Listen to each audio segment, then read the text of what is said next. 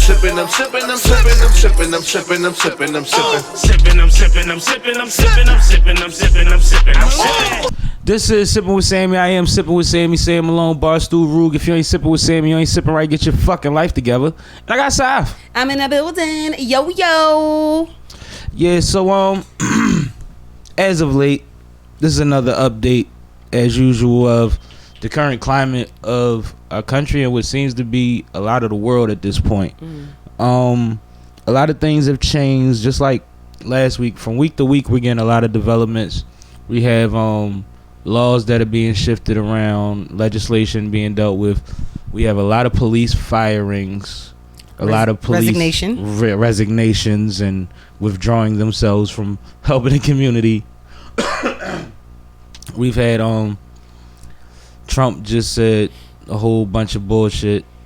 Actually today, as we speak, he just rolled out an executive order. His executive order, but made it a point to make 1,000 statements against everything that's going on before he stated it. But I don't know. Let's just start with how we usually start these. How do you feel in this moment as opposed to last time we discussed these things? Optimism, whatever have you.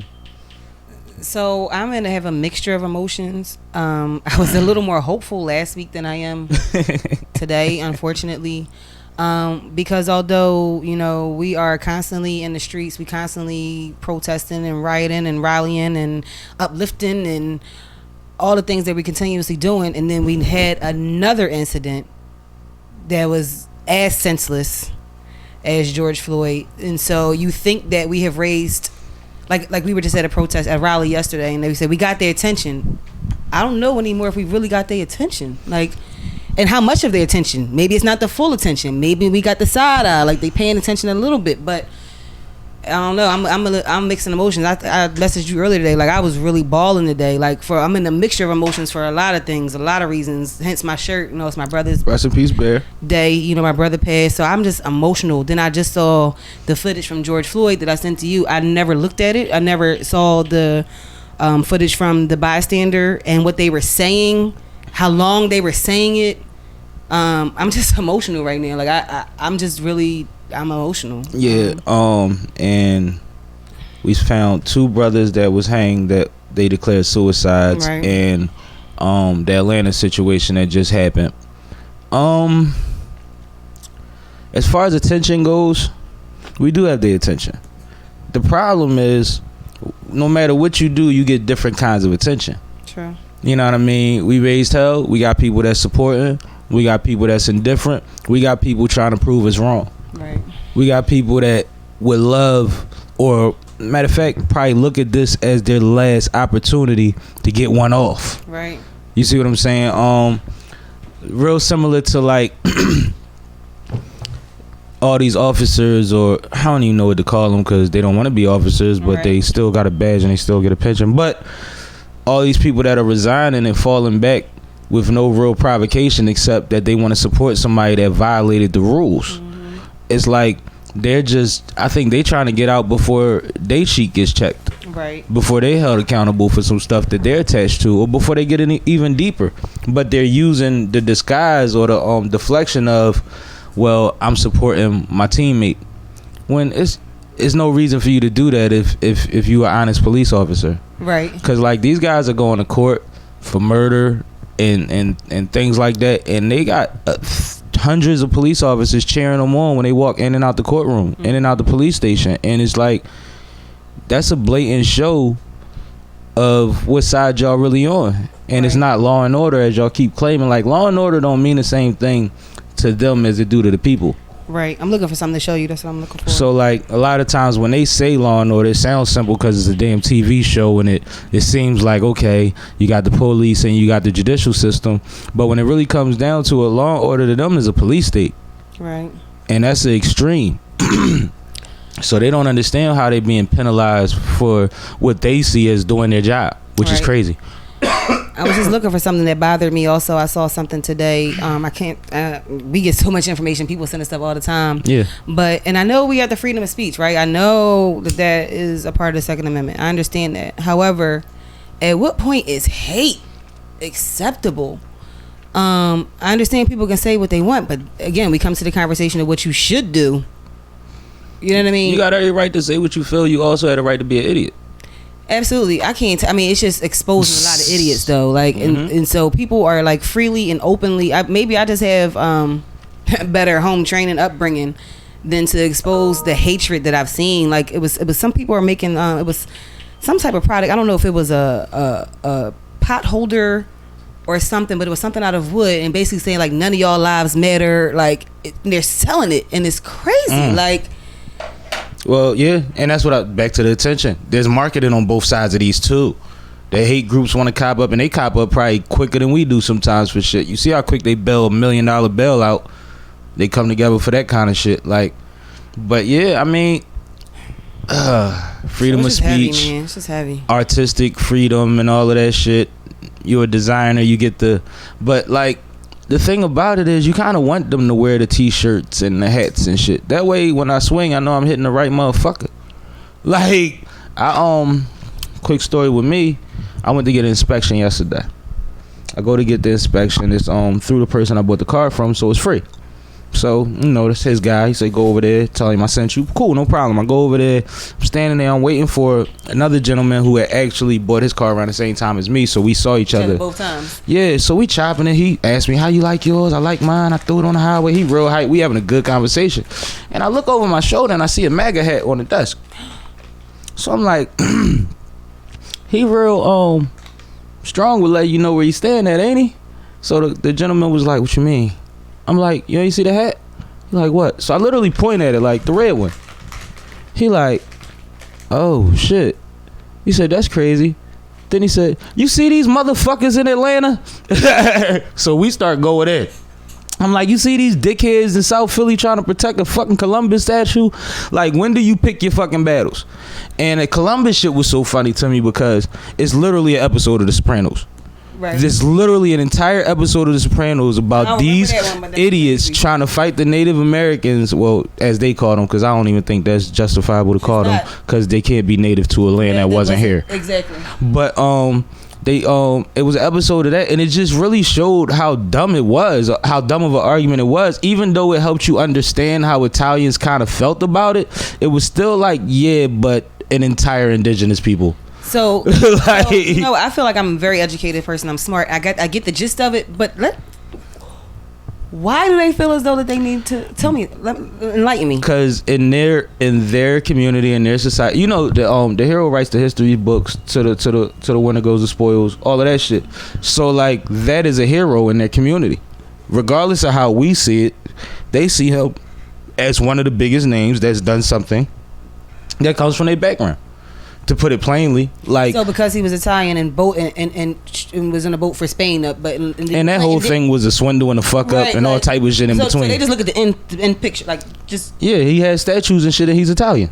Yep, that's what it comes down to. It comes down to coming to America and being like, well, this is ours because of him, or we have claim to this because of him. So this is a whole nother conversation that we probably... Yeah, I mean, it's deep. And any Italians watching this, please comment. Let us know. But from what I gather, and I mean, the craziest thing about it is, you know what we got here. You know what kind of South Philly people was out there protecting Columbus. Somebody said, why they all sound like Rocky? I did hear that. My question, I know, again, we had the right to bear arms. Did they need to be out there with them rifles like that? I mean, the police let them do what they want. This is my point. The same thing they did with that COVID shit. That's what I was leading to. Because if we go to Octavius Cato statue with rifles on Juneteenth. Mind you. Because that's in 3 days, I'm saying. Mind you, you know the only reason that shit isn't legal is because of the Panthers. Because they had the right and they took advantage of the right. These motherfuckers been doing it ever since. Just like at the rally we spoke to, and we called out all the names and individuals that we lost. And... they mentioned Fred Hampton as well. Absolutely. And Huey P. Newton, but they specifically said sleeping while black. Sleeping while black, yeah. Terrible. I mean, sleeping while black is still a crime. Just being black is a crime. Because I'm so sorry that I can't remember his name right now. Really, it's not on my brain. It's not on my heart. It's on my brain right now. But the brother we lost, who was in his own apartment eating ice cream. Yeah. In his drawers. In his underwear. in the drawers. So it's very it's very true still to this day, and it's I would have thought That's how we lost Brianna. She was unrealistic. asleep. Absolutely. Now, did you 8 see? times Did you see the report? that she didn't have. No, they didn't have any injuries on it, and it was 8 pages of just blank pages, redactions and shit. And now her lawyers are suing the police department and the mayor for the cover up, which I feel like they got a great case. Like just like in Minnesota with the autopsy of George Floyd being fucking skewed. It's like these things, when we say systematic racism, this shit runs up the line in every system. Yeah. And not that everybody, I'm sick of that. Anyway, every system has these motherfuckers. You know what I mean? And just for clarity, I was going to say not that everybody in the systems are bad, but we know that shit already. So I'm sick of saying that. I'm sick of saying that there's good cops too, because that just gives the bad motherfuckers an excuse to be like, see, they said we good. Mm-hmm. Like, no, man, there's too many bad motherfuckers, and I don't see y'all fighting each other. I don't see y'all suing each other. I don't see y'all stepping down because somebody killed somebody. I see y'all stepping down because they got reprimanded, and that's fucking crazy. Speaking of reprimand, I was wondering, so there was a chief who took a knee during the protest, and then he just put out a formal like apology and statement and all, and I'm wondering, was that due to, like, did he really feel like he needed to take the knee, or did he really feel like what's the truth here? He said he was pressured by the crowd, which as a grown ass man, as a chief that's supposed to be leading people who are in this position, before even being an officer, you a man, right? But you're also a leader. Yeah. So you're following being the leader, like. No, you know what happened, man? That blue wall popped up on him. And that motherfucker couldn't get out the building till that wall disintegrated, and it took an apology to get that done. And it's really showing you the culture that they have. It's showing you that it's clan and it's gang mentality, and they are rougher. I mean, they the craziest gang because they don't tell on each other. They have the government backing them. You got idiots like 45 that'll co-sign everything and then unleash the power of military against peaceful protesters and media people. I mean, it's like there's no limit to what they can do. They're invincible. They're superheroes. They're supervillains. Like, when you really think about it, with all these complaints of excessive force and over too much excessive use and stuff like that, how many bodies do some of these cops got? Like, because they don't get in trouble for it, they cover it up. They say it was an accident. They say the man had COVID. They say you had a heart attack. They say anything except the fact that they started the shit that killed you. How many bodies do you get to run around with as an officer? Like, they like serial killers, a lot of them. It gotta be. And I know it sounds harsh to say, but you really gotta look at the reality of what just happened in Atlanta. And as soon as he killed that man, before the captain had all the facts, he kept asking the officer, was he all right, telling him he was all right, they was gonna clear it up and he was gonna be fine.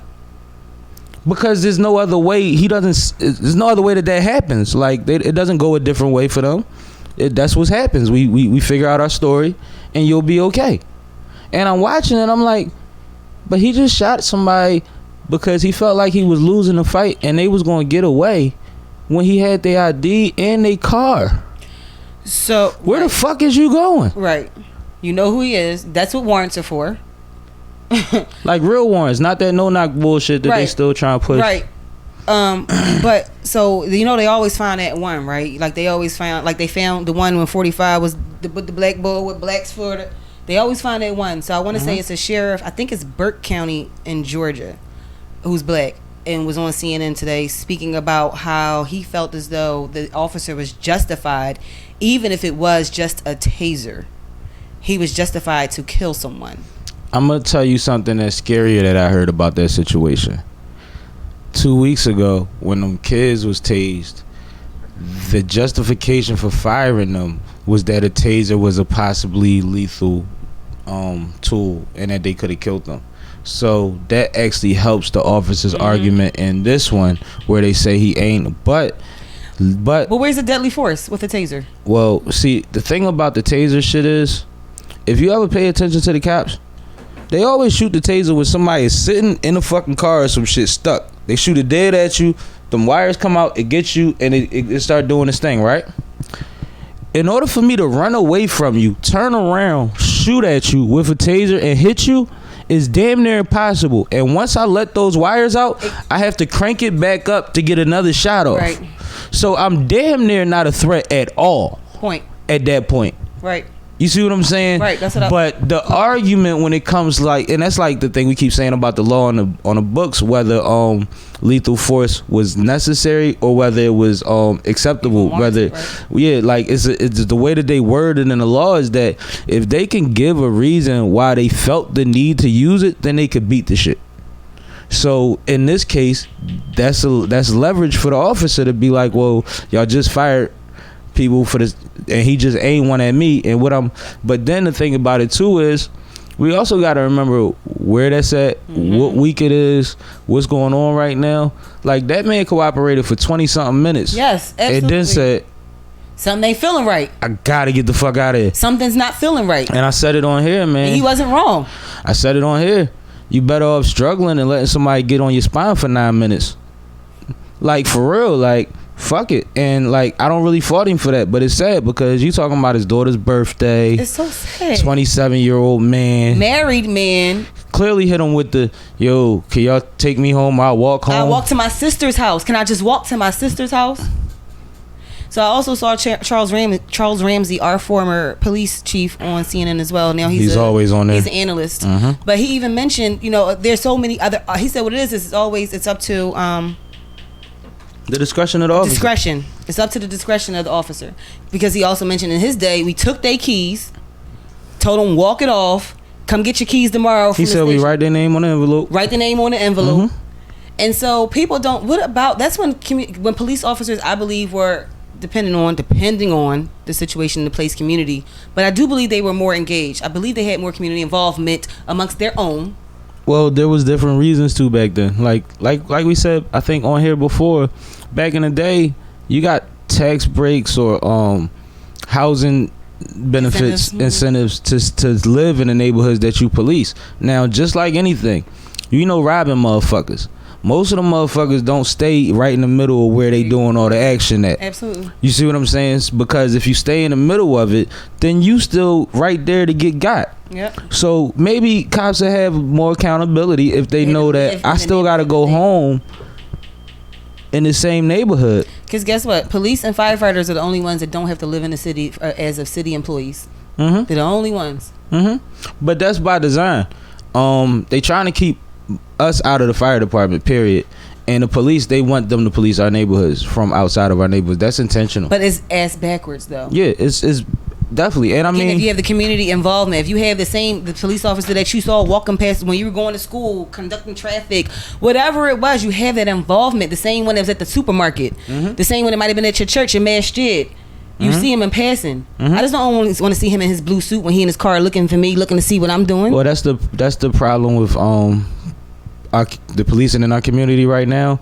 Is every time you see a police officer, it's at a bad time. It's at a tense point. It's when people they don't see the community unless they're at their worst. Like, you know what I mean? Like their involvement with you is only when somebody calls the cops on you. Right. So if they don't see you around that, then they only see, that's all they see. And it's a constant thing. And it's a training thing. It's a mentality thing. Just like we mentioned with the George Floyd situation, he was literally training the motherfuckers to do this shit on camera. We watched him. That's what the guy's argument was when he went to court. He said he was the senior officer. He was training us. So it's like it's learned behavior. It's so much shit and it's scary. But I feel like once we get dumb out the office, a lot of things that are being done individual will become federal and things like that. Now, one thing that I'm more hopeful now today than I've probably ever been in the past few years is that he may not be reelected. But now they got these ballots, mail-in ballots, and we already know the games that they play. Like we already know what they did to Atlanta. You see what they did to Atlanta Georgia, yeah. So with the voting, you can't even get exactly, and that happened in Pennsylvania as well. Not in our area, but it happened here too. I think York. It happened in York, Pennsylvania as well. And it's not the first time it's happened in PA. But my whole thing is I'm just a little more hopeful now. If things were a little more legitimate, that he may not be in office. Well, he spent the last month turning a lot of his people against him. Like I mentioned before, that one night that I sat up and I seen everybody from the media get shot with something from the police or the military, you just turned the media against you. You have networks ready to sue y'all and stuff like that over this, and all they keep saying is it was peaceful. It was peaceful. No one was doing anything. It was peaceful, and they just started firing at us. Well, who were they firing at? Me. Like, that changes the narrative. Then the things that he had to say when it came to the LGBTQ situation, the things he keeps saying about policing, is like, people are fed up, and a lot of those crowds got bigger after that one night when he moved that crowd for that photo op. That next day and them next days behind that, them crowds doubled. They doubled because a lot of people that didn't care, didn't feel attached to it, saw that and was like, now that's not America. Right. So back to my point, you asked me the first thing you asked me was how I feel in comparison to last week or our previous conversation. Look at you keeping up. I like it. Come on. No, but there was another instance. I mean, I'm just so hurt right now. Like, I just wish that I was like Incredible Hulk and I could just go and just fuck everybody up that's just doing something. I'm just so upset. I wish I could just dive on the grenade. Right. And everybody else would just be cool if I just take this one hit. But no, because then there was an incident in Tulsa, Oklahoma, where 13. You probably saw this. I know you keep up with the news as much or more than I. But there's a 13-year-old and a 15-year-old who were taken into the custody, not into a precinct, but the car, and beat up by the officer for jaywalking. And everybody has to jaywalk in this area because there's no road. The grass is too high. This is what you have to do. 13. You see this young man's head smash against the ground. He's kicking him in his car. 13 years old. There was no traffic on the road. There was not a car. I didn't see there was nobody out there. Nobody was out there. I didn't see a single car. And they literally was just walking. And off of a bus stop. The only way they could go. They got off the bus. The only way they could go was this way. Yeah, I saw that. And I also saw the young man. I actually just saw this a couple hours ago. His brother's girlfriend had took him to pick up his paycheck. And when he went to go get the check, the cops run up on him, start asking him where does he live and all of this stuff. And then out of nowhere, they go to arrest him. And as soon as they go to put his hands behind his back, the one officer just keeps punching him in his head. And then they got him on the ground and he's still punching him. And the lady is saying, like, you know, I'm recording this. All he was doing was come and get a check and all of that. And it's like, he was a kid. He was a kid. I'm not sure of his age because it was an Instagram clip. And it wasn't in the caption, but you talking about a young boy that literally just went to go pick his paycheck up, like we're in a shopping center parking lot, and I'm just going to go get my check. Do you know if they gave any reason of why they were? The description. Let me guess. No, I don't know why they first approached him, but I know that they kept trying to act like he was resistant when they started beating him up because the what did he call it? Not disruption. Disorderly conduct. Disorderly. Yeah, they said something about disorderly, and he was like, "I'm not resisting. I haven't resisted. I never resisted." And the crazy thing is, these motherfuckers, they keep saying talk to the cops polite and all of that shit. That's not what motherfuckers be getting their ass kicked and still being polite, still saying sir. Like, I'm literally watching young, old, in between people still being nice to you motherfuckers for doing too much. So I don't understand that shit. And I know that, like, hopefully that argument is mostly out the window by now, but people been standing on the legs they want to so that they don't have to be a part of the solution. And that's the thing. Like, the new thing I've been hearing that I've heard some white folks say that is a little inspiring if they carry it out is it's not just enough to not be racist. You have to be anti-racism. Absolutely. And it's a big difference.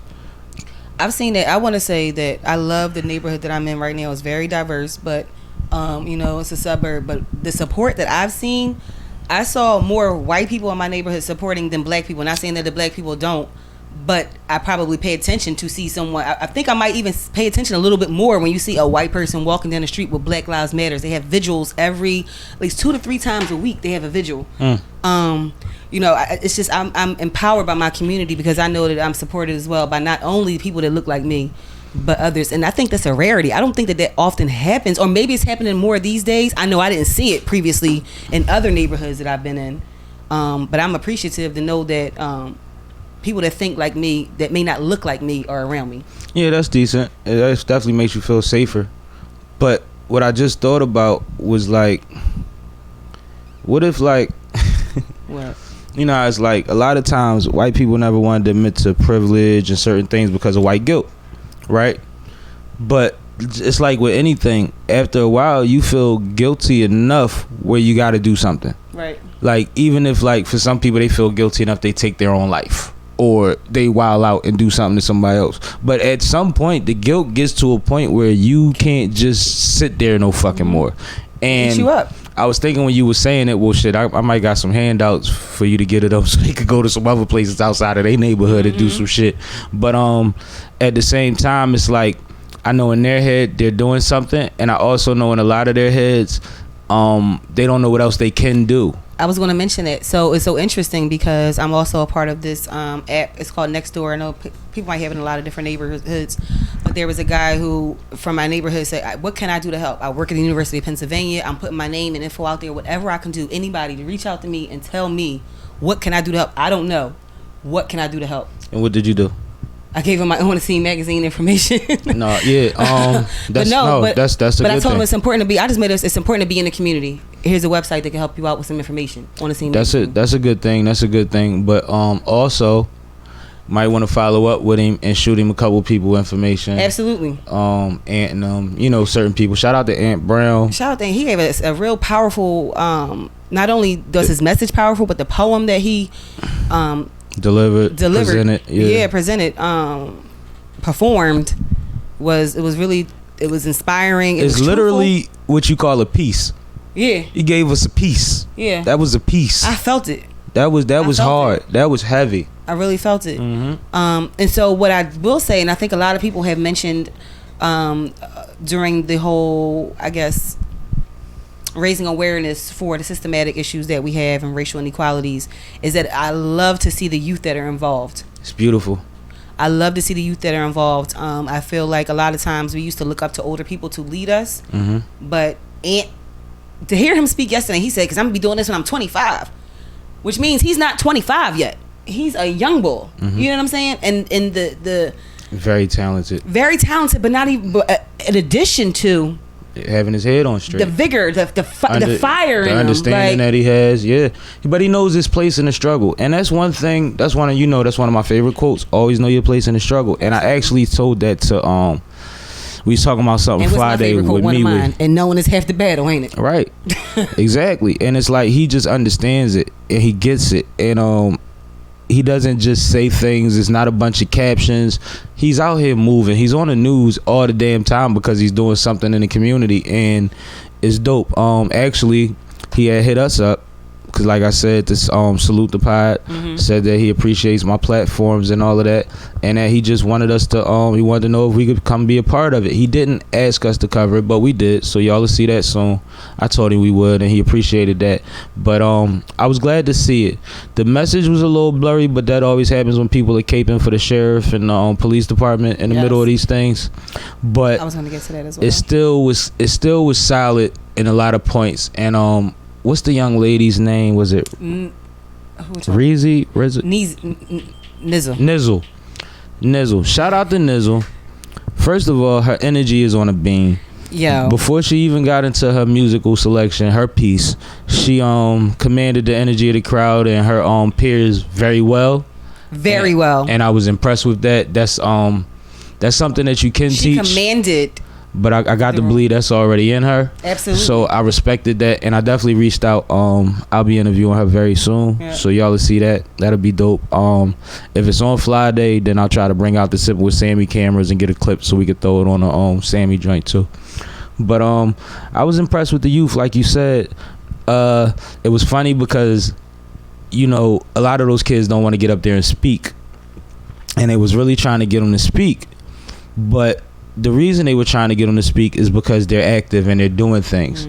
So even though they didn't speak, they a little shy, and there was a lot of people out there and a lot of different entities when you really look at it. You had the news. Our first woman, sheriff here, Rochelle Bilal. She was there. We had Councilman Kenyatta Johnson there. We had, I think there's a chief there. I saw a white shirt. I don't know if the chief was there, but I know I saw a white shirt. But there were a lot of people, a lot of community activists. A lot of groups. A lot of groups. Yeah. A lot of groups were there. Yeah. But as long as they're involved, I mean, I know sometimes, you know, they might not want to be on the spotlight, like you said, they're shy, but to see their involvement and their activism is impressive. And I think some of us, our age, people that are older than them, can learn from them, because they definitely got their bootstraps up to the ground. And one thing about it is they have vocal representatives. We just spoke about one of them. Yep. So as long as they're working, you know what I mean? Everybody ain't got to speak at once. Everybody can't speak at once. So the fact that they are aware of what's going on and they out here in this community, and they were there yesterday to make sure that they were in solidarity, it says a lot. And like I said, somebody will get them to the front, get them in line, get them motivated, and tell them what direction to go in next. And then they'll learn, and they'll be able to lead and separate and maybe take over. Right. So it's a beautiful thing. I can see it already. It's a beautiful thing to see, man. I can see it. I was excited about that too. I'm glad you brought that up. But that's what we said about this whole movement. The youth have been impressive. They've been really impressive, especially the ones that have doing the most positive things. But I'm even impressed with some of the ones that had the frustration and the anger and found other ways to utilize it. Maybe not protesting, but they put their energy into the community in a certain way. I remember watching something where I saw a lady that said she hadn't protested, she hadn't done anything, but she just wanted to come out the next day and clean up because she felt like that would be her thing. Exactly. You know what I mean? And that was cool. And it's just like, salute to her, because she wants the neighborhood to still look like the neighborhood for the people. She wasn't upset. She made it clear to say she wasn't mad about the rioting, the looting, the mess that's left after every protest, because you got a bunch of people walking around with signs and water bottles and snacks and shit, just dropping shit. But like she said, she just wanted to come do her part. And that's the thing, everybody don't front line, everybody don't speak up, but everybody can do something. Right. And I think that's what I was kind of alluding to when I was joking with you about your neighbors. It's like, sometimes we just gotta let them know what they can do, but the fact that they're motivated to do means that you can identify who you might be able to use as a resource for what can be done afterwards. Absolutely. Yeah. So absolutely. You know what, also back to another thing we were mentioning about attention. I think we do have some attention. I do also think it lends to the diversity of some of the leadership in some of these like corporate organizations, especially corporate organizations. But I saw something, I'm a little late, it was last week, but I saw that the Kimmel Center was actually open during the times of the protests for people to take a rest, to get water, to go to the bathroom. I had no idea. And that was amazing for me to see. That's dope. A friend of mine, someone I went to high school, was on like their board or the marketing director for something. And I saw her post a few days late, but to me that was impressive to see an organization or an establishment like that support, and that was their way of supporting. Absolutely. And that's what I'm saying, like it matters. Like the people that were standing out there on the Parkway and on Broad Street with granola bars, bottles of water, hand sanitizer, walking around pumping hand sanitizer for people, like all of that shit helps with the movement, man. We need every single part of this cog to make this machine run. So it's like, I'm so appreciative. Like, I think that a lot is being focused on division right now, but I'm seeing so much unity. And then we're reporting on unity. We're literally saying we're seeing protests and things where there's as many or more white people than black people, and the common theme is Black Lives Matter, I can't breathe. So that's unity. That's unity we've never seen. And like I always say, we've had a few back in the days when they was protesting, but it wasn't like this. And you know what's crazy? The few that was out there marching with them have made political careers off it ever since. I marched with Malcolm. I marched with Martin. I was right there in Selma with the black people. I was a hippie and they were my people. Like, they've been making money off of that story ever since. They done made more at one time too. They done made more of that shit than his family did. Long hair just like we were. Some of them, but they done made more money off that shit than his family did. Sure. You see what I'm saying? So it's one of those things where it's like they were there, but they get their credit, they get their just due for it, and now we appreciate it even more because it's more of them. But it's all about what we always been saying: conversations, understanding, explaining. Like, this ain't just one person. Right. If the whole world is paying attention, and I hear a different story every day, it hasn't amped up. Globally. It hasn't amped up. It's just coming to the forefront. So that means that it's literally open season on us out here. Motherfucker, it's like they get points for it.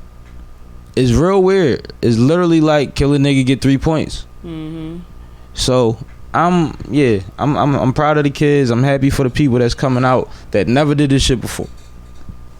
And I'm happy for the organizations that are genuinely doing things to help. Because I know, like, you know, our dollar is powerful, and we've been preaching it for a long time. I was letting you finish. And that's what now I was they to. showing that shit. You took the words out my mouth. Because we getting a whole lot of fake ass statements, getting quite a few decent statements, but we getting a whole lot of I'm with y'all because we can't lose y'all. Right, and you know what? So what I was going to say that, and I was also going to add that knowing our strength and our money power, I think it will behoove us to support our own as well.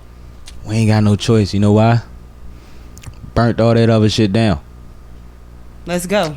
Go to Black and Nobel. Yes. Get your motherfucking sea moss and all that cool shit. They got a new location on South Street. It's lit. They out there in the daytime on the sidewalk talking to the people. Go check out Black and Nobel. Support these black clothing lines. Dope Tribe. I'm gonna tell you how I do it, and this is what I Peace and love. And I believe we were at a conversation, but I'm not sure. Paper made. Listen, what I do is, and everything, I'm a resource, and I use my resources. So when I first moved into my house, the first thing I had to get done was the carpet clean. I got my carpets clean. My next door neighbor was like, "Is that your brother or cousin?"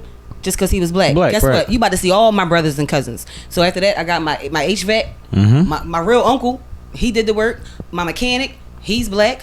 The repair guy, he's black. Concrete. The concrete guy, I told you about that. He's black. I mean, every single person.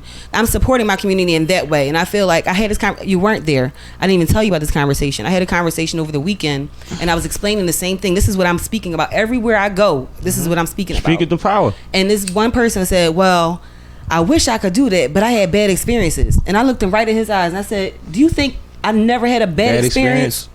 But that's not what it's about. It's about establishing these networks and these groups and these relationships. Because guess what?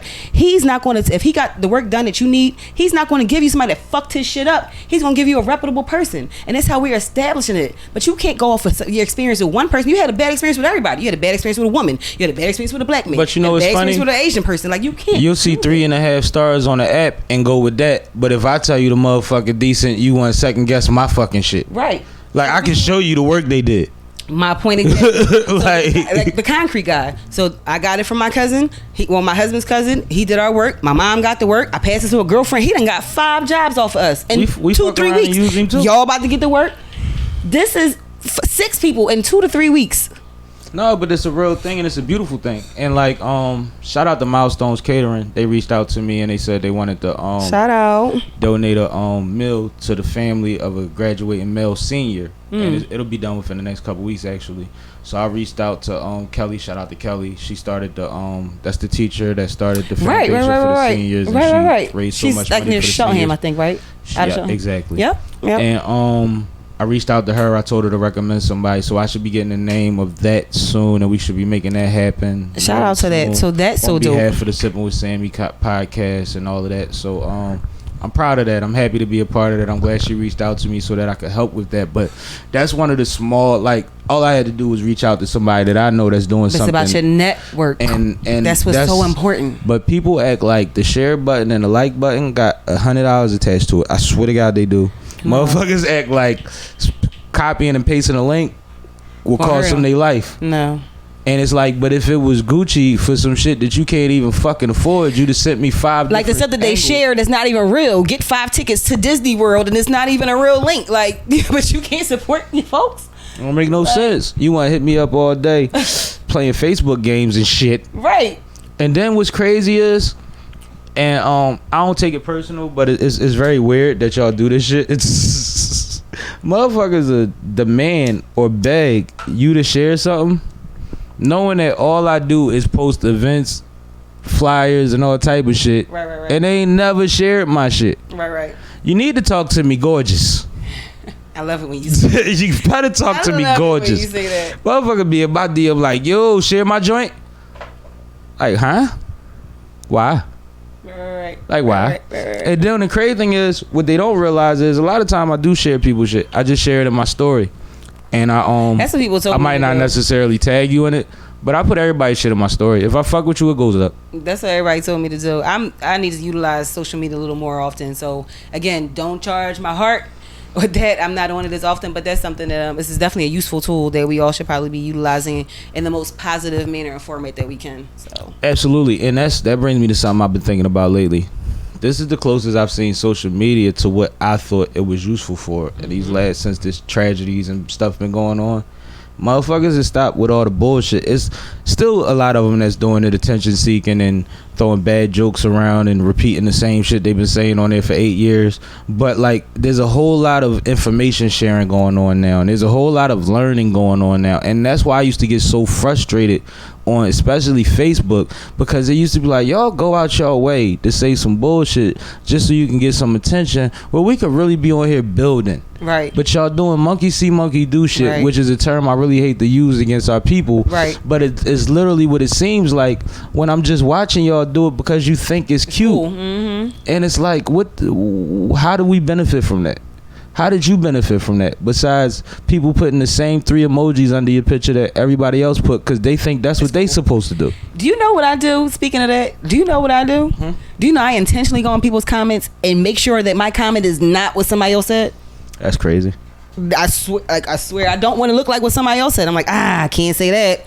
Like, No, but see, the thing is, you want to seem genuine and authentic, and when in typing in general, you know that's hard to do, especially in small spaces like text messages and Right. comments. So that's the thing. It's like, if this gives you a boost, this puts you where you need to be, wouldn't you rather it be genuine? Wouldn't it rather it be real? But it's like, it's so many motherfuckers, like females will say some shit like all men do is lie, except for the ones that told you was a bad bitch, right? right, None of them niggas lied, cause you horrible and you telling us you a bad bitch, right. so you believe that part. But that's because people are stuck in their perception of whatever social media reality they stuck in. And it's cool living that wonderland, but now the real world is taking a peek on the social media, and it's like, look, some shit going on you motherfuckers might need to pay attention to, and I prefer that. And it's funny because for a long time people were saying, well, if you don't like how people post, unfriend them. And it's like, I don't really want to unfriend them because I still love these people. I'm a little disappointed in a lot of them, thinking that they could do better. But at the same time, some of them have come around in these times and been going hard for the right cause and sharing information. I've been learning from them. We're not going to agree with everything. Why? Yeah. I'm not a big block bull. I'm not a big mute bull. I don't find the power in that either. I have never muted or blocked anyone ever. You ever see the people that say, I'm about to go on a blocking spree, so if you can see this message, you lucky? Or they'll say, just say hi because I'm just going through whatever. Like, yo. do you not understand algorithms also? I might not see your page. People that I love, I have to literally type their name in to see their stuff. Because these stupid algorithms don't know what I really want to see. And you know how you know that? Because when you like somebody's picture, all of a sudden they'll like your shit, because your shit will pop up on their feed. Or they'll go to your feed. Right. Like, it's one or the other. It's not like it's not a given that they seen it. And that's part of, like, when I was I had said that one of the biggest lies on social media is I would like to thank everybody that wished me a happy birthday. Because you didn't try. You just assumed that all 300, 500, 5,000 people that told you happy birthday was going to see this post. Half of them ain't never seen a post in the last couple months from you until the motherfucking notification said it was your birthday. And it's just like, try a little harder. I don't know, but I guess I got more time than people. To get better on. I don't do that. I wish that I could like physically physically respond. I just do try to at least physically like everything. And that's the thing, like, just don't lie. Like, screaming to the top of my lungs, no, you're typing. Right. You're typing, and you know why you type that? Because everybody else does. Right. It's lame. Stop it. Yeah. Stop. I agree. And stop exploiting your children, man. You just took the words out of my mouth, because I was about to say that people try to pressure me because they want to see what my kid like. You don't ever post your kids. Well, guess what? If you knew me, you was in my life for real. You'd have seen them. You would see them, and I probably would send you a picture. But I'm not exposing my kids for everyone to potentially see. I mean, the exploitation is mean though. Like, do you realize that children have the right to say, I don't want to take a picture, just so you could post it and be in the same club on the same day as everybody else that posted a picture of their kid? They have the right to do that. Like, I used an example a while ago of, like, I remember how infuriating, how embarrassing it used to be when we'd be in a house full of people and I would whisper something to my mom and she would answer me out loud. Yes. Like, what do you think I just whispered it for? But these people don't do it for a house full of people. They do it for thousands of fucking people. Just embarrassing their kid. Yeah. This kid can't go nowhere without the story of when they fell off the bike and had the dirty whatever. And like, what is you doing? Yeah, I kind of It's feel like too a creep much. when I see people's kids and I know about them and they don't even know who I am and things like that. I feel like a real creep. I've actually been in public and looking at, like, I know your kid and I don't know them from you. It's so funny that Like, I know I gotta know the other one because I don't know that was your kid. I've seen someone's child and I'm like, I know whose child you are because your mom posts you all the time. And I think that's kind of like, I'm scary. You know that I don't want somebody having a vendetta out on me and taking it on my kid. Like, I'm very private. You know that. And you know what? Very This is a private. good conversation because what we're getting into with that is you're somebody at the same time. Like, you have things to protect. Not that everybody's not somebody, but like what you have going on in the city and your world and your life and business, you can run across any type of shit that might not be favorable to just have all your shit out there. A lot of people don't have much going on, so this is how they become somebody. Right. And they're using their children and they're using their body and they're exploiting all of their weaknesses to feel like somebody. I mentioned that too. In regards to, I was just talking to my husband about this. In regards to females, right? I know sex sells. We understand that. We know that, right? But if I was the person that kind of like posted some of these pictures that you damn near naked in, and you get 10,000 likes, and then you might post something that's meaningful and you get 41, I would kind of feel some type of way. Right. You should. And I literally been pointing out examples to him, like, well, look at this picture and look at this picture. No, It but shows that's you where why people attention is. But that's why they And do the interests. hybrid. They post a naked picture and then they type 1,000 words of some deep shit that has nothing to do with the picture. That nobody's gonna read. Or it has to do with self-esteem, or it has to do with how they don't care what anybody thinks, because it's all deflections. All of the captions are telling you how to respond to the picture. But nobody. It's ever like reads it, directions. though. Nobody cares. Nobody ever reads it though. But how about I got quite a few homegirls that's in entertainment and all of that, and I got about a handful of them that, bad or not, I'm sick of seeing you fucking naked all the time doing nothing in your room. Right. Like, yo, boredom is not sexy. Right. It's not, yo. If you got all this time to do all this shit in your house to just look at yourself and watch people look at you and put out fucking emojis, you could be figuring some other shit out. That's not cute, yo. Cause that feel like the chick that's gonna be on my phone the whole day trying to see what the fuck I'm doing. You bored as shit, but you keep telling us you popping and you trapping and you hustling. How? All I ever see you is propping up a phone somewhere looking bored. Right. Thinking that you sexy. Right. It gets annoying, yo. And like I said, captions don't match up. So then it gets frustrating because it's like, you smarter than that. That's so refreshing to hear that come from a male, though. To hear that come from a grown man. Oh, It's no. so refreshing. Me and Poe be grinding a few of them up for real. Okay, no. Like, It's just refreshing, though. It is. no, it becomes annoying. And like I said, bad or not, like, I got some ones on my page that it was like I met them in person through the radio or whatever have you, or a performance. So, oh, she was all right. And then I see on a page that she naked. I'm like, the first time I'm like, all right, word, nice. Then I'm like, this is every fucking That's all you got. post. Not to mention the cover art for the project or the song, selfie in the bedroom with somebody threw a background behind it. You hate selfies. I know that. And no, I don't think that they're professional unless you do makeup or hair. Mm-hmm. Like, as promotion, they're not professional. But what I will say about promotion is these strippers is promoting the hell out of each other during the coronavirus Yo, and all this. I said that before. Seen so much They've been support. snapping. Yo, I've seen so like. You know why though? Because it's like a pyramid thing. It's a scheme that proved itself.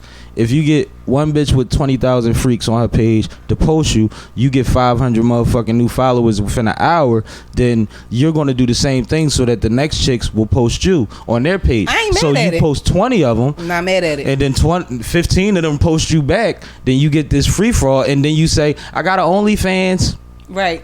$20 to see my nipple. Right. And motherfuckers is in the house like. Right. And it's going down. It's I ain't lit. mad at him. I'm not mad You at see him. how much Safari and his babe said they made their first couple weeks on OnlyFans? They made a killing. Did they?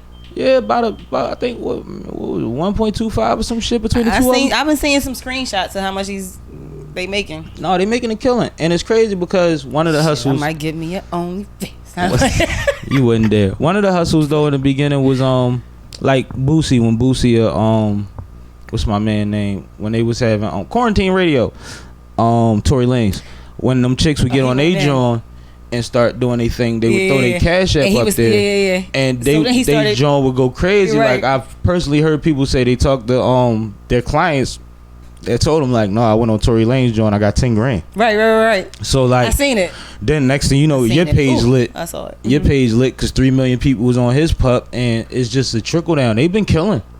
Right. Show you how thirsty motherfuckers is. Right, but you know what? So speaking, this is kind of a segue, but it's. I ain't mad at y'all though. Go ahead and get freaky. I ain't mad at all. Hopefully y'all ain't fucking up no money that y'all need.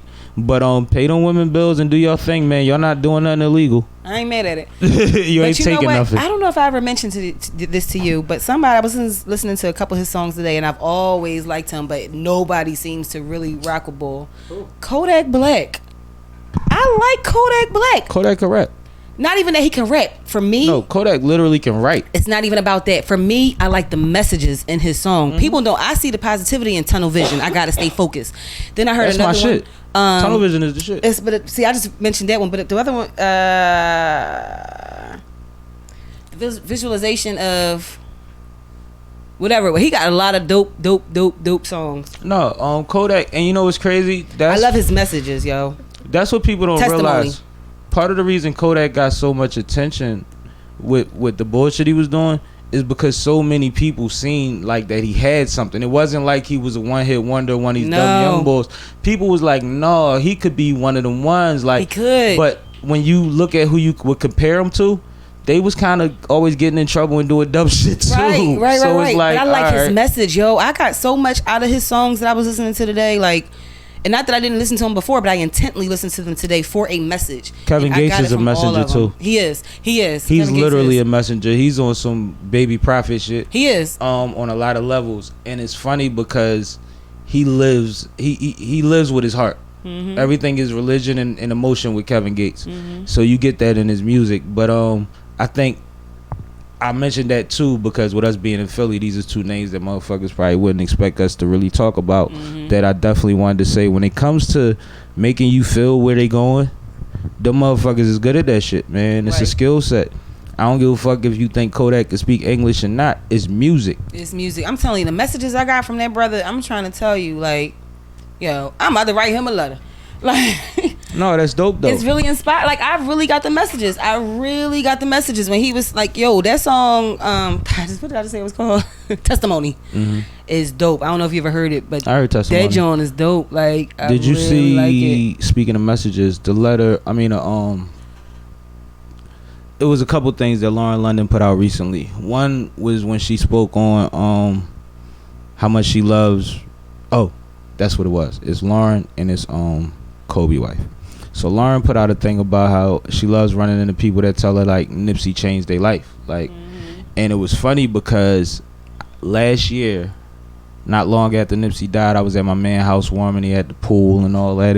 We was lit, had a ball, and him and his wife literally was sitting there telling me that on their way, on their grind, when they was trying to do their thing, figure out what they was going to do and get themselves together to be in a position to buy the house with the pool and all that, they was listening to Nipsey all day, every day. They feel like they owe all of that to Nipsey. Oh, that's dope. And I was actually going to get them on the pod to talk about it. I haven't had a chance to. We were probably to go to Maryland.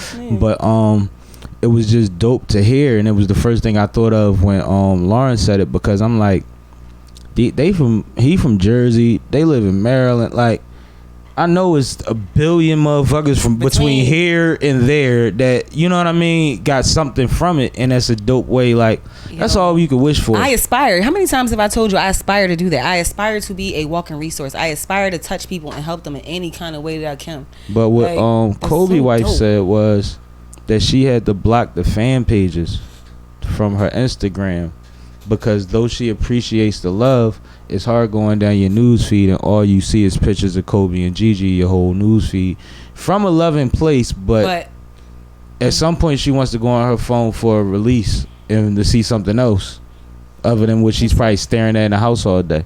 So I think that it was respectable, very honorable that she made the statement and told them that she loved them and appreciated them instead of just doing it, because I know that they knew when they was blocked.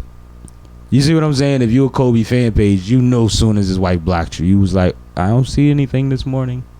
Went to her page. Oh. So I'm glad that she put the statement out, but I completely understand the sentiment. And it's one of the things that people don't think about because they don't have to. And it just makes it like, it's so real what she's going through in real time. And she's sharing just enough for us to understand. And she's trying to raise other children, brand new baby. You know what I mean? So it's a lot. But I just think those two women, for our culture, like in his last 2 years, those hit us hard. Yeah. Kobe and Nipsey, my God. Yeah. Like, Lakers games will never be the same. Like, right. And neither one of them played for the Lakers. Kobe was done, Nipsey was a fan. Right. But it's just like one of those things where it's like hip hop and our culture, our generation just lost iconic people that taught us so much. Kobe taught us Mamba mentality. And we always knew about being a dog and being tenacious, but he showed us how to do that shit. It's a difference. So it's just like, I don't know, man. To hear from that woman always makes me feel good, but I also get sad because it's always from that place of, this is what I'm gaining from him not being here. When I know they were gaining so much more when they was next to him than what we can give them with them not being here. You see what I'm saying? But I don't know. It just made me think about that life, shit. Man. Let's just toast all that because why not? I just feel like it's just said. I just said before I left my house that the only thing that's certain in life is death. Right? But everybody takes it differently. A lot of people, handle it differently, but it's the only thing that's certain. So only guarantee. But that's why I'm so big on birthdays. And it's crazy because for the first year I didn't do anything for my birthday because of the situation, and everybody was acting like I was crazy. Cause I go so hard for everybody else shit. But the reason I go hard for other people's shit is because you only get one day a year and you're not guaranteed no more. And I learned at a young age, losing people in their 20s to colon cancer, diabetes, car accidents, police, that nothing's guaranteed. You just can't do anything but live. Absolutely. I lost my first friend at 10 to cancer. See? So, we lost John in 5th grade to murder. So if it was before John.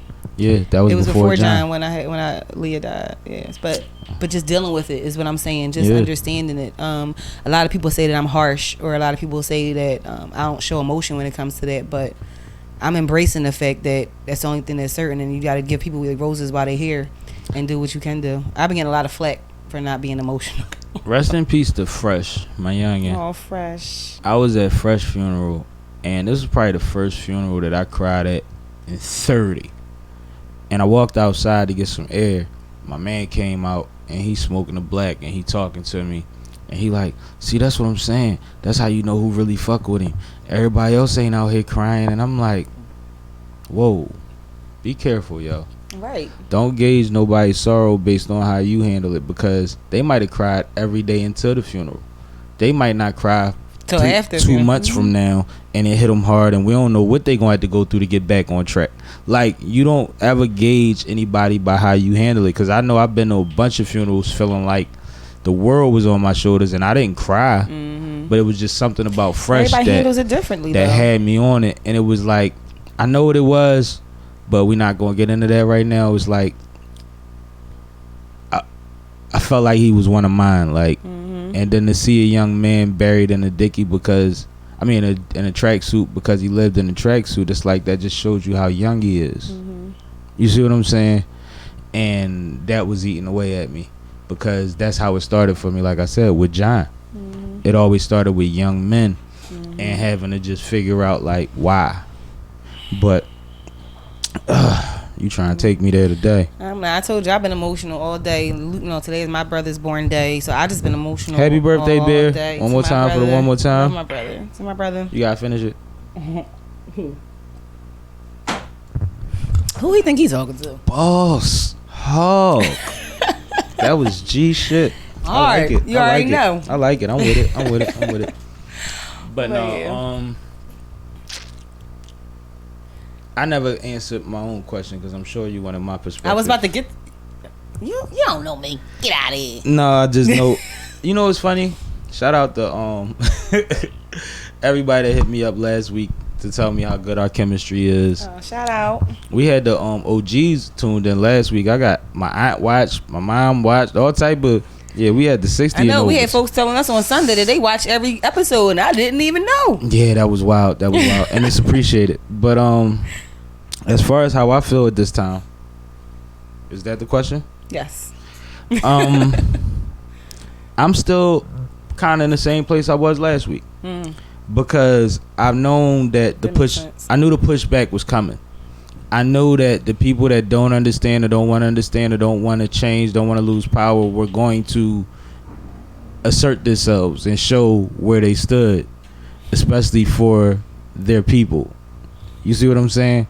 It's like, just like we having these conversations, you don't think they in their clubhouses and they bars having these conversations and saying, now make sure when they come to you with the you tell those motherfuckers, and yeah, you see what I'm saying? So it's like, I knew it was coming. I feel like it might be an upkick in the violence that we see towards our community because of stuff like that. Like when I'm watching these people on the news, they're literally saying, why are you taking down our statues because people acted like terrorists and now you're just giving in to terrorists? They're literally saying, like, the messaging. History. They don't understand the factual events. They do understand it. No, they don't want to. They don't want to. They know, but they don't want to understand it. No, they understand it completely. The way they understand it, it doesn't apply to us. Right. Period. Perception of it all. It don't apply to us. They understand what it is. They know how they got what the fuck they got. They tell them stories better than we do. They actually tell the X-rated versions. You can't put the R-rated, X-rated versions in the history books. They know more than we do in a lot of instances about what the fuck Yeah, happened. because the history books is not necessarily true anyway. I mean, You know, all it is. You know what I'm saying. I'm not saying about the X-rated, R-rated. No, the winner writes the history books. But at the same time, when you write a book, you have to make it something that's Is it acceptable always the to winner, be taught. though? Losers don't write history books. I'm saying, I feel like it's the person. I don't know if they always win. I feel like it's the person with more power, or the person that's in a certain position. Well, that I guess that means that they winner. That from makes them what the we've winner. known through history, that's always been declared you as Right, the but winner. Because also- from the slave, 'cause listen, right? listen. So the shit that we hear about, like the Nat Turner revolt, I'm sure it was even more deeper than the shit that we know. Just like Harriet and everybody else's story. Right. But the twist is, all right, you didn't win. Or you won, but I got the power. Right? You still got whatever you want, but I got the power. You write your motherfucking history book, I burn the museum down. Right. In the library. That's my point. That's what I was saying. That's what I was saying. Like, you don't get to keep your history. That's what I was saying. That was the exact point I was trying to make. Yeah, you don't get Absolutely. to keep your history. Absolutely. Yeah, that's all it is. It's like you got your right to write whatever the fuck you want. But you know, that goes back to what I was saying about these times. Like, I'm interested in seeing the writing that comes out of this, as far as poetry, books, articles, op-eds, movies. I just want to see what comes. I want to see the pictures. I want to see the paintings. I want to see, because you know, we have the internet and we have the news that covers news everywhere 24/7. But there's pictures and angles that we haven't seen yet, absolutely, that are amazing and scary and beautiful and just evoke emotion. And that's what art's for. Like that picture of the car burning with the officer in front of it. It's crazy. Crazy. And that came from a regular schmegular person. Like, Yep. Matter of fact, we took, shout out to Font Productions. We took Shout some out to good Font. shots at the joint yesterday. She was slick. yeah, she had some dope. I didn't even know she took them photos. I was like, ow, them Jones was dope. Can't wait to get off this joint to post them. You know, your boy just happened to have the reformed Pumas on, so she caught the reform on the sole on their nut ass when we was kneeling. I didn't get to check that she caught that message on that shirt. Yeah, know what I mean? Yeah, we both had good messages on the shirt. Yeah, my shirt said, the black press is the voice of black America. Don't ever get, well, I ain't say don't ever get it messed up, but don't ever get it messed up. The black press is the voice of black America. She be ad-libbing her shit like, get your fucking life together. Anyway. I see what If you you ain't doing. sipping. I be seeing what you be doing. But no, like, overall, I really feel the same. I feel like it's a waiting game at this point. Not that I'm going to stay put and just twiddle my thumbs. Right. But I mean, as far as when you talking Next about move, it's a game of chess. when you talking about legislation, like, and you talking about laws and you talking about awareness on this level, you kind of got to see where the dust settles before you Absolutely. know which corner you gotta go down next, which hallway you gotta go Absolutely. down next. One of the things that has been in my head since the last episode was when you had said, yeah, but what's the plan? We gotta have a plan, and we came to an agreement on my feelings on what the plan was. But one thing about plans is they shift. Absolutely, I was about to say that. They shift.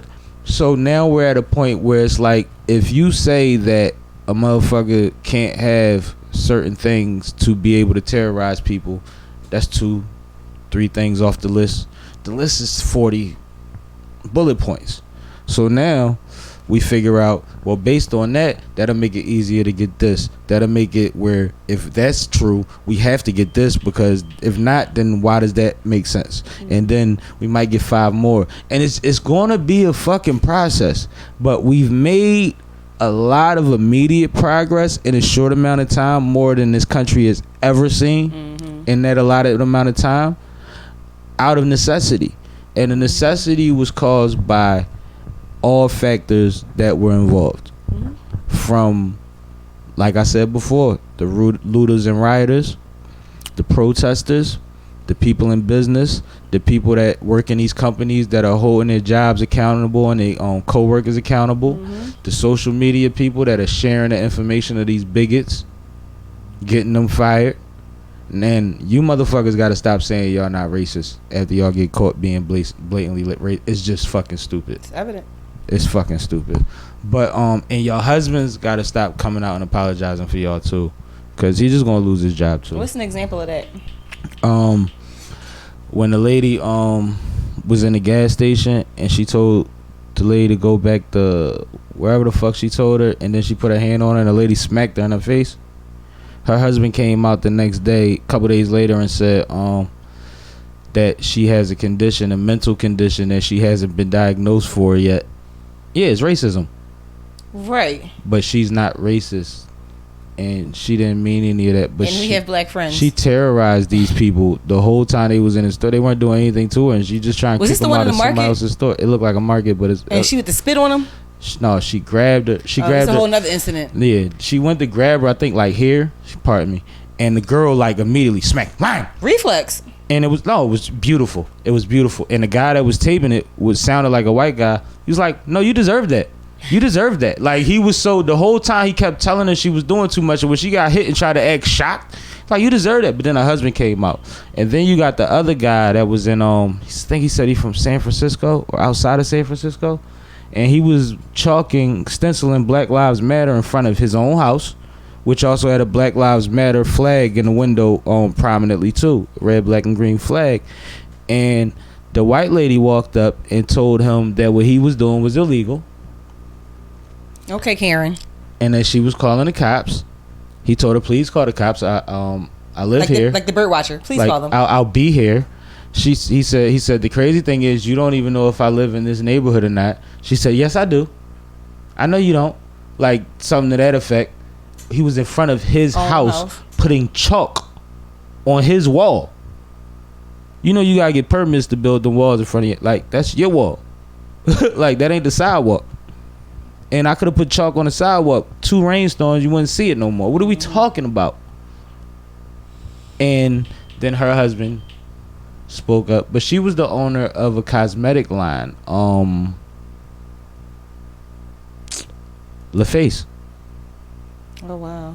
You know why I remember that? Yeah, baby. Records, LaFace records. LaFace, and she got dropped from quite a few of her outlets and things like that. And she'll suffer a little bit, but the thing is, like we stated earlier in this episode, them motherfuckers got that war chest and it's full of bread, and they bail each other out of this shit every time. They probably fucking and that's why we need to unite and do the same. That's why I'm so thankful. I saw Ice Cube. A lot of people have. I was impressed with a lot of people. The last thing I saw was Ice Cube, and it was $100,000 for merchandise stolen, and he said, "No arrest. I paid $100K. I paid a bean if y'all don't arrest nobody." But you know what? Cube's doing what he's supposed to do. Absolutely. First of all, let's not forget who the fuck Ice Cube is. Like, not was. is. If you listen to his message from the beginning, he's always been the militant boy. He's always been aware. He's always known what's going on, and he's been waiting for his moment. He thought he'd be younger probably, but now he's in a position of power, and he's using his platform the right way. Right. He's on Twitter going crazy every day, telling Absolutely. you what the fuck to do. The first thing he did, and I don't know if you caught this, when that shit happened to George Floyd, he was supposed to go on Good Morning America that next morning. And he said, I really don't feel like telling America good morning today. I'm not going. That was heavy. Ever since then, he's been play by play, instant by instant. And the latest big thing he said was, if y'all don't motherfucking arrest them people, I'll pay the $100,000. It's cool. Exactly. And it's like, salute the Cube for that. Shout out. Everything he's ever done to empower our people, even through art. I appreciate that, brother. But like, I'm not surprised with Cube at all. You know what I want to say? Like, I would be surprised if Cube didn't do that. I want to shout out a local hero. Talk that shit. Who that? So, I mean, I don't know if I really want to disclose her name yet. I'll disclose her position. But my oldest son is in first grade, and I just want to shout out his teacher. Again, I mentioned I'm in a diverse community, but I guess it's predominantly a white neighborhood. But he happens to have a black teacher. And when we went to go do the drop off for the last day of school to get his belongings and for her to give him whatever she wanted to give him, first thing she said to him was, she said, "Hi." First thing she said was, "Make sure you always aware, brother. Make sure you pay attention, brother. Make sure you know your surroundings, brother. Make sure you always see what's going on, brother." And that's what my first grader was told by his teacher. And you know how I appreciated that? That's hard. Yo, you know where I live. Yo, I appreciate her so much for having that. I knew that my son was good when he was in her class. No, that's heavy. That's heavy. And I mean, salute to the teachers that we had. Absolutely. Salute to the institution that we often talk about, which is Ivy Leaf. Matter of fact, I'm gonna say her names. Nobody know what school they go to. So shout out to Miss Smith, because it's a lot of Miss Smiths. She know who she is. Yeah, shout out to And my I'm Miss just Smith. I had a great Miss Smith. See, there's a lot of great Miss Smiths around here. I had a great But one, I just want to You just reminded me of Miss Smith. I'm getting emotional because I know let everybody know. I just shout out to the teachers. Shout out to the people that's actually even sending the messages, the encouragement, the motivation, the inspiration, the awareness. Just shout out to y'all. So I appreciate that, and I appreciate you. Yeah, so I definitely want to co-sign what you just said about that. One thing's for sure, two things for certain. One of the reasons that we understand each other so much, one of the reasons that we can be blunt, is because of our understanding that we were taught at the same damn time. Absolutely. And as people and humans, like shout out to your pop. I was around your pop the other day. Shout out to my daddy. Shout out to your husband. The grub was fantabulous. I had a ball.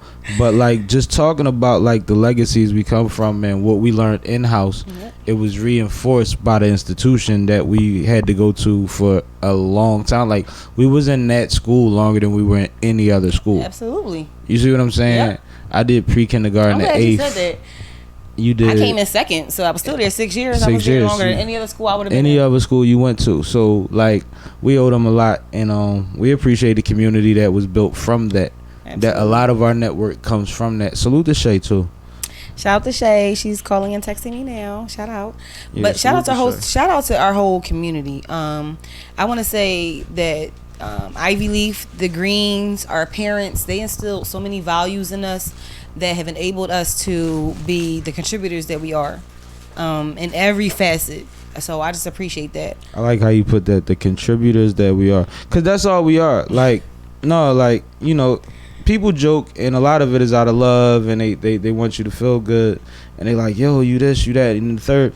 At the end of the day, I'm somebody that's in the struggle with you, that is adding my portion to the movement. Like, and that's not just about Black lives or any of that. That's always a thing. Struggle. Just like she said earlier about her objective as a human being is to be a resource, is to be useful. Like, if you're not useful, you're useless. And everybody's using somebody. And to be used is not a negative thing. No. Because that's what you do in a relationship. That 50-50 thing, that's somebody balancing you out. The 50 that you're giving, you're getting another 50 back.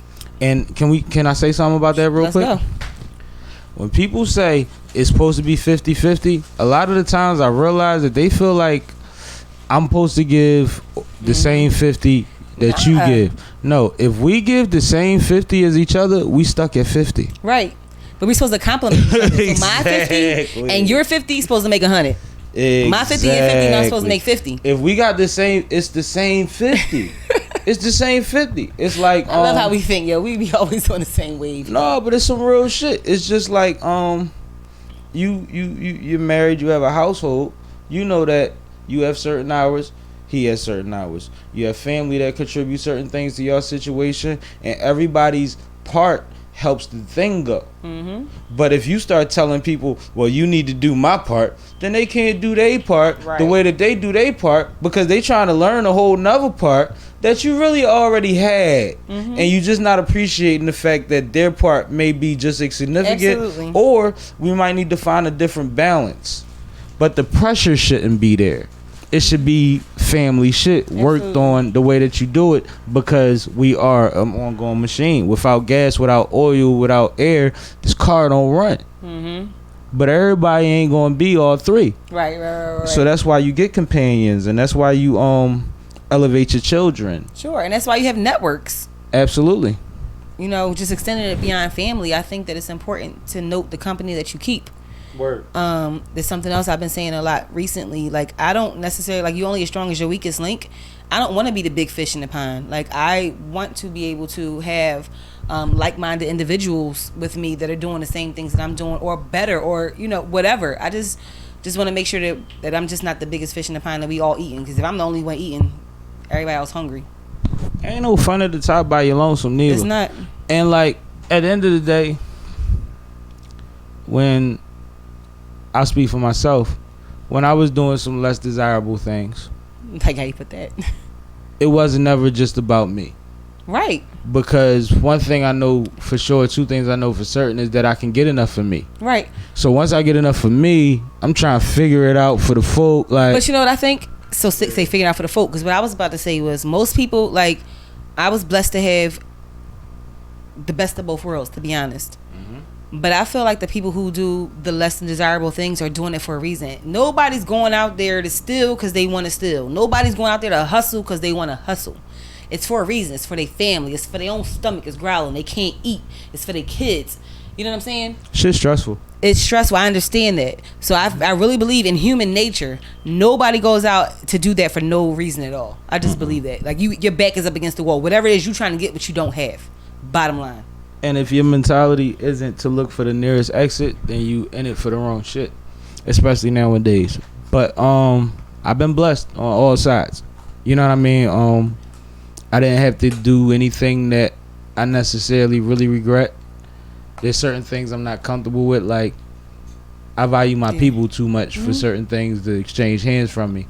But I cut that short. I didn't do that long term. I got with things that I was comfortable with, and I did other things, and actually wound up better off. Wound up making more money. But for sure. Outside of that, I didn't have to get so deep into where, like, I have nightmares or I'm not comfortable with the man I am. I'm still the same man in my community, in my neighborhood that I've been, which is an inspiration and somebody that's always helped. But I don't judge. No. I don't look at motherfuckers. I think as a human, everyone has done something that's less than desirable. Yeah, but and you can't judge. Because, like you say, perfect example. Half of these young rappers that get lit probably did some street shit right before they got lit, right? But or like, never did street shit and just talking about somebody else's street shit.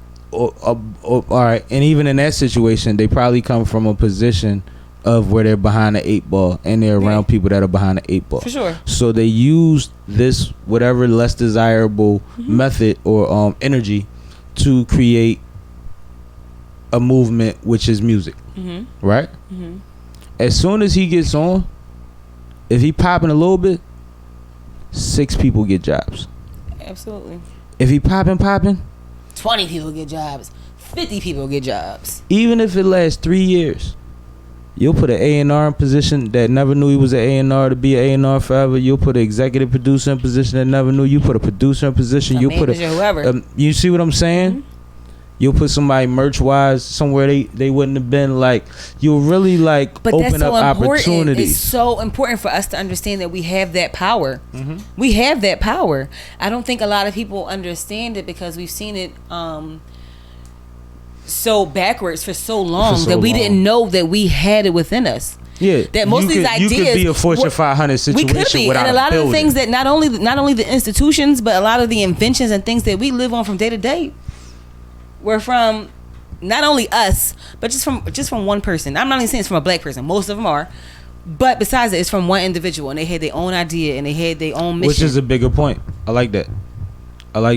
Cause like you can do the shit. Stop following motherfuckers, man. You could do the shit. You could figure the shit out. And shout out again to what's his name, John Boyega, man. Because that young man is an inspiration. Mm-hmm. He told y'all he'll give all that shit up, and he meant it. And shout out to our community for supporting him. Mm-hmm. That's what we gotta do. We have to support each other. But realize that's the energy we need. Now, have you heard anything about the NBA shit? No, because we talked about the NFL last time. All right, we didn't talk about the NBA. Just the NBA, because I'm gonna try to keep it short. Because I was asking about that last week, so this must have just developed since the last time we met. Some new shit. It's like they was just getting situated. They was gonna go to Orlando, Disney World, quarantine. Right. It was gonna be a bubble, which a lot of them players ain't with anyway. Right. But then LeBron said, you know what? He went from you not playing. Shout out to Brian. To cool, let's go, whatever. Then Kyrie had a phone call with about 100 NBA players. And he was saying it's so much going on right now in the climate that we would be a distraction. So we should just fall back. I like it. It's interesting. I like it. It's interesting.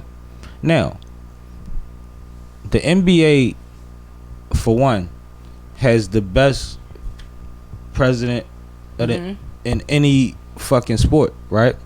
So they're allowed to wear t-shirts, wear shit, say certain shit, say things on their social networks. So it's two-sided. I see what you're saying. It's like, is it more beneficial for them to be on court with the message, and every time you get an interview you say, yeah, Sandra Bland, such and such, you know what I mean? Or is it more for y'all to be in the background where a lot of y'all don't really even have voices as far as the majority goes? Right.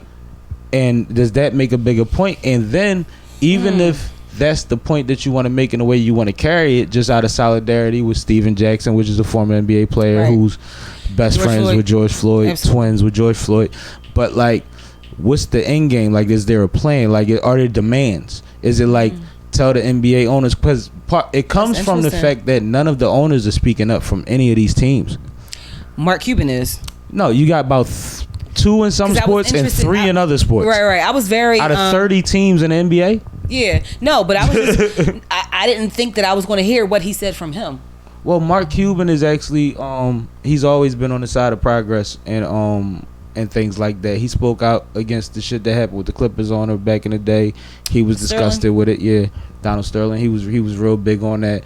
And he's also, people don't realize, they're the what's the name? He got his money through that .com wave. Yes, absolutely. Him and his brother, they got their money through that. So they're not these old rich white old men money, we used to. Right. So his mentality isn't the same as a lot of his peers. So he I'm always interested in speaks up. things like realize his team has the best locker rooms, travel amenities. These niggas got Xboxes in their fucking lockers. Like, this shit lit. I'm interested on and that they really don't matter, but I'm just interested in in the opposition organizations or people like the Koch brothers or Bilderbergs, like how, because they're very influential. Absolutely. And I'm wondering, what are they doing right now to what I would think maybe to oppose what's going on, because it seems like they ain't talking. They don't never talk. No, they don't. They pulling strings. It's Geppetto. That's what I'm saying. It's fucking Geppetto. That's what I'm saying. But that's the problem, because the higher ups, the people that's on that level, they know what it is. And it's like, I can't, like, what's happening now is people are blatantly putting business over human life. Mm-hmm. And they're doing it because they're waiting to see how little they could do without hurting their business and still kind of seeming like they a part of the solution. Like, if I make a statement, how much do I donate? Then if I donate this much, how much would I have lost if I didn't make a statement. You know what I'm saying? Yeah, absolutely. So it's that thing. It's like, so, all right, They're cool. weighing the financial impact. If I don't of their say actions. anything, because we're holding all the big companies accountable, especially when they're attached to other entities that we don't like. So it's one of those things where they're like, all right, I might lose $100 million if I don't say anything. So I could donate $30 million and make a statement and make an extra 150 because they feel like I'm on their side. And they're playing that game. It's all a business strategy. It's just lawyers and accountants. It's not nobody with a heart in the room. Shout out to the accountants in the building. I mean, salute to them. But you know what I'm talking about. No, I'm just had to It's add like, a little light no, to it. But no, it's like what's the name? Devil's Advocate. Absolutely. I was just talking about that It's too. like the Devil's Advocate. I one was of my just favorite talking about movies. that. Mine too. I was just talking about that last week. Yeah, it's just interesting. Like you said, Yeah, you know Max what I would said, say to you? sometimes I feel like I'm the devil's advocate, and mad niggas never even knew the devil had a kid. Wow. That's dope. Anyway, go ahead. What you was saying? I don't even know because you just killed me with that joint, yo. That was heavy. Yo, I really don't know. That was I heavy. don't know. You killed me with that joint, yo. No, and that's a throwback. I need some X, you know. resuscitation. Shit. I mean, X, that's what X do to you, and that's the thing. X is a prophet. I was listening to X the last time I left you. X is an energy, man. The last time I left you, remember we was listening to X? And I was like, it's going on in the car right now. You know what's crazy? X got a lot of folks in Philly. A lot of folks in Philly. I've been riding around, like, usually I was riding around listening to whatever. Now I've been so into my phone, I'm finding new appreciation for old shit, man. And not like old shit, but like everything in between. Oh, No. Shout out to Lil Baby. Shout out to the I Baby. was about to bring him up. They both dropped bangers that have to do with the BLM shit. And not even the bangers. And you know what? Speaking to the bangers, because guess what? Lil Baby, all of his proceeds are going to 3 or 5 different organizations that are supporting the cause. I was going to bring him up I'm when you were glad that talking you knew about the number different- because I wanted to speak to that. Thank you. Absolutely. I was going to speak to that too when you were mentioning artists prior earlier in the conversation. But shout out to Lil Baby Lil and the Baby Baby. killed this shit. The Baby body his too, but that Lil Baby shit, man. Crazy. The Baby is the Rockstar remix. I'm sure it hasn't made as much noise as the Lil Baby John did, but it's the It will. Rockstar remix, BLM remix. Check that out. I just so- want to salute them because you know what's funny? We look for that energy from certain artists, I was about to say, and those two was probably the last ones that anybody, and they killed it yo, because it's energy. but it also It's speaks a to what you're feeling. saying. It spoke to what you've been saying for the past few weeks, but you just said about 10 minutes ago, in regards to looking and you're interested to see the creativity that comes out of this. Love it. Boom, Love bop, it. bip, Love right it. there. Love it. Check out "Settle Down" by Sippin' with Sammie, Sam Malone, and Check it out. and Mag, which is a record that was made during the Ferguson protests. The words to the hook is, I seen so many dark nights. That's why sometimes I leave the car parked nights and settle down. And then I go into, they trying to tear the ghetto down. That's why I tell my homies put the metal down and settle down. And settle down. And you know me, I'm with the anarchy too, but it goes to the strategizing part. It goes to like, I have a temperament that if it's too much and I put myself on the road and in the mix, I'm gonna go out of control and I'm gonna do something that's gonna fuck up. So sometimes I leave the car parked. I say, you know what? I'm gonna sit in the motherfucking house and get drunk. I'm gonna smoke. I'm gonna cry. I'm gonna blast music. Yep. I'm gonna do whatever the fuck But I you gotta cool do. where you at, though. So that when I wake up in the morning and I gotta go out here in this world and be You a gonna black find an man in envelope this with your keys world, on it. Give my envelope back and let me go do what the fuck I gotta do. Because if I let the emotions take me to a point where I'm not thinking, which my temper is good for, I won't be effective in the way that I'm already effective now. You're going to take me away from society. These platforms won't exist Right. in the same capacity. You see what I'm saying? These networks won't function in the same capacity.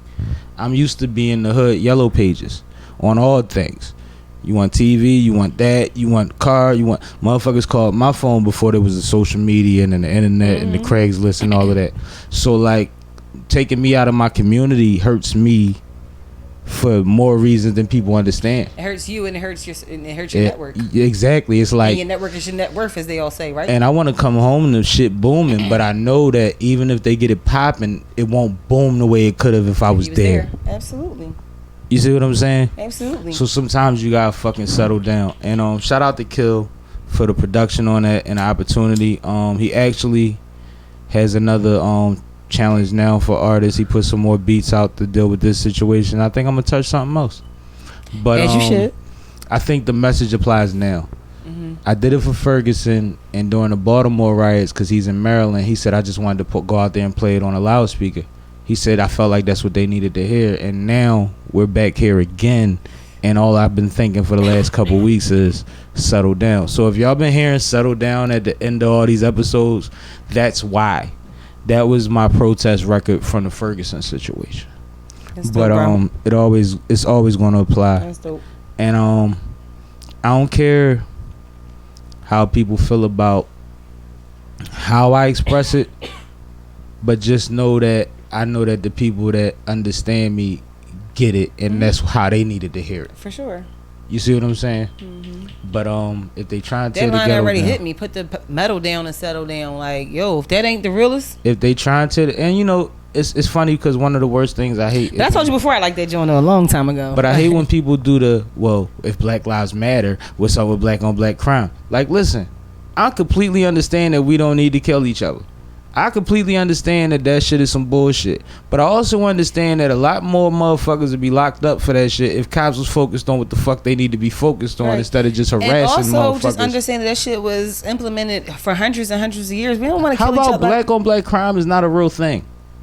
It doesn't exist. Exactly. Anybody that lives amongst motherfuckers in poverty do crime to the people that's In next to poverty. them. Right. I don't give a fuck about that What color shit, you are. man. Right. But like, I also understand that our community has some deviance and have a lot of people that's frustrated and a lot of people that's going through a lot of shit.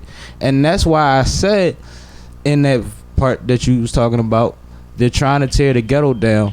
That's why I tell my homies put the metal down, because I'm trying to let them understand that it's a plan and it's a cycle and it's a setup and all of that. But at the same time, I get it. You pissed, but just chill. I ain't saying don't never pick up your pistol again. All right. Know when and why we doing this shit. Exactly. You see what I'm saying? Because if we keep doing it to each other, we ain't gonna have no warriors. And they love that part. They love that part. And one thing that they know, and this is something that's not being spoke on because nobody wants to ignite it, and I'll say it because it's my fucking platform. Go. None of the goons came out yet. Oh, I agree. And they know that. I agree. They know that. Let motherfuckers start touching them kids at a rapid rate and some shit happen in the wrong one. Yeah. Whole city get flooded with goonery. And that's every city. That's not me being every arrogant. That's any hood in the hood. world, Craig. All them 18 countries, that was any of them. And that's like one of them things that they know that shit. You know what? It's a little segue, but I just also want to shout out Ursula Burns. She was the first black woman CEO. She's the CEO or was formerly the CEO of Xerox. But she's been using her platform as well to spread messages of equality and just giving some leadership guidance. Again, You follow Ursula? You know her? I don't know her. I just followed her because I admired her for a long time. Yeah, so I don't know her, but I follow her. And so I just appreciate that. So It ain't a knock that you don't know her. in my head. I mean, well, you know, we'll get there. We will. Yeah. But no, I just wanted to shout her out because she's also leading in certain regards and just giving us the guidance that could be useful through this. Think of one other person that you've heard speak to the situation that you appreciate it, and it doesn't have to be a famous person or a business person. It could be a child. It could be anything. Think of a picture. What touched you outside of the things you've mentioned right now? And I don't even have all the facts, but it was a young girl. I think she was between 10 and 13, who was like leading, not leading, but she was speaking against all the inequalities. It was somewhere down south, I believe. I don't even want to put the dates in places. I don't remember. But again, that's why I said the youth. I'm so impressed by them because this little girl wasn't any more than 13. Right. And she was leading and she was commanding that mic and said what she had to say and was out. And That's what I said last week. And I appreciate that. They be dipping. But they were young. Like, not even puberty. You know what I'm saying? Like, they killing it. Like, that just shows you. I love it, man. So for me, like I said, I don't even know. I just know I saw her and she captivated me. She captivated me with her message. Caught you. See, and that's the thing, man.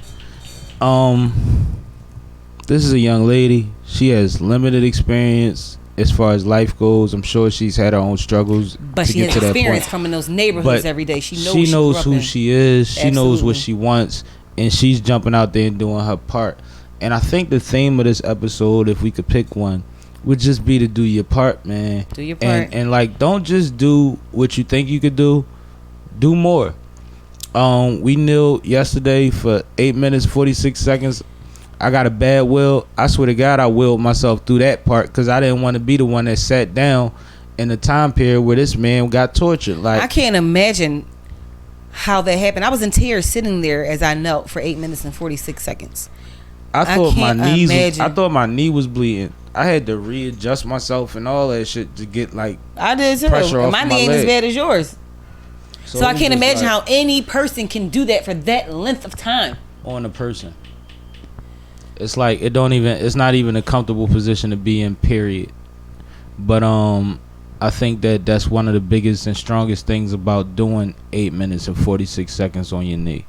I think that just like watching that video, you really realize how fucking long that time period is. You see what I'm saying? But salute to everybody on the front lines. Salute to all the essential workers. Salute to all of the leaders, whether you have been identified or not, because like we just mentioned, there's a handful of low leaders that we've witnessed that are not. And we don't even know who they are They're not names. They're energies. yet. They're people. They're people that's going to school and energizing their community camp, talking to their people there at the recreation. They're having these conversations like we used to argue about rap music. You see what I'm saying? And I think that I'm more comfortable with that because, you know, I believe the Children are our future. I've been saying so that it's too. like I feel like they're equipped with a lot of the right energy. We are Agreed. supposed to provide as many resources to them as we can, Absolutely. and I plan to do that soon, like I mentioned with the young lady earlier. And we're gonna keep doing that. So make sure that if there's anybody that's doing things positive for the community, anybody that needs help, resources, attention brought to their cause, business, small business rebuilding, whatever have you, there might even be someone out there that has a business and wasn't doing the online thing. I was going to say and needs more help than, to figure that I out. was going to say more than can point rebuilding. It you- could be implementation. I of things, can execution. I could point you in the direction of somebody that can have a couple conversations with you and tell you how to transition, and that'll be uber helpful to a lot of people, I'm sure. But go ahead. What you was about to say? No, I was just piggybacking on that. Just Yeah. thinking that, you know, it's just a part of, you just got to play your part. I think that's really insightful. I think that's really meaningful. I think that should be a great theme. That is our theme today and moving forward, and always has been, to be honest. Yeah. Everybody got to play their part, and I just think that's just the most important thing. Play a role in the situation. Like I said, Know your role. man. Blow your horn in front of your neighbor crib to be socially distant, or knock on the door and take a couple steps back and say, hey, I'm going to the supermarket. Yo, I'm running to the such and such. You need something? You cool? Blase blah. Yo, I haven't seen you outside. Everything okay? You got an air conditioner? I literally just did that to a neighbor. Do that kind of shit, and it'll help a lot, and it'll inspire others to do it, and they'll call their grandkids, and their grandkids will feel guilty, and maybe they'll help them out some more. You know what I mean? Like, it's the little things, because we all could do something, because nobody has everything, and people are fucked up right now. But one thing we have is And more ways energy. than one. But One yeah, thing we have is energy. for sure, absolutely. Energy And- never dies. Know that. No, it goes somewhere, so use yours in the right direction, man. Absolutely. But sign off or something. So, you know, you can find me on thescenemagazine.com. So you heard us, you heard our conversation. If there's any way that a positive platform format can help you, or you can assist us, reach out to us on thescenemagazine.com. We are your lifestyle magazine for everything that you want, just from a positive perspective. So we have links. You can contact me directly, or any of our contributors, our supporters. Just holler at us at onthescenemagazine.com. I like how you worded that. If we can help you, or you can contribute to us. It's about balance. Absolutely. But we on here every Thursday, 4 p.m. Sippin' with Sammie podcast. Every Friday, Glocawear Radio, Flyboy Friday Radio. Every Friday, 4 to 6 p.m. on Glocawear. Live on YouTube, on the app, online, all of that. Make sure you keep up with us, man. We're gonna keep you in tune. We're gonna keep you entertained.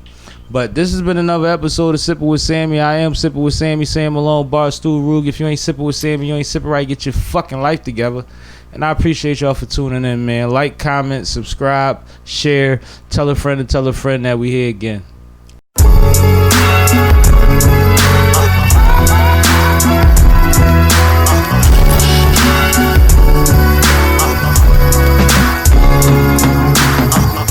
Seen too many dark nights. That's why sometimes I leave the car park nights and settle down, settle down, settle down, settle down. They tryna tear the ghetto down. That's why I tell my homies put the metal down and settle down, settle down, settle down, settle down. Up in the morning, every day yawning. Spark of a wood, every day ain't boring. Look at the news, 5 minutes at the snooze. Look at the news, 6 hours at the booze. Watch on my wrist so you know what time it is. Rap at a show so they know what line it is. Nobody equal and they brainwashing people. Hit Mike Brown with 6 shots like a free throw. Life ain't fair and I'm still wearing ass. Choosing for my dinner so I'm cutting up pears. I really don't care, square up with a bear. I really don't care, take the mic from a man. Life like a movie, like they free little Boozy. Waiting for my chance, trying to test out the Uzi. My squad getting busy, but you know that already. Stand up for yourself, the pigs ain't loyal. Seen too many dark nights.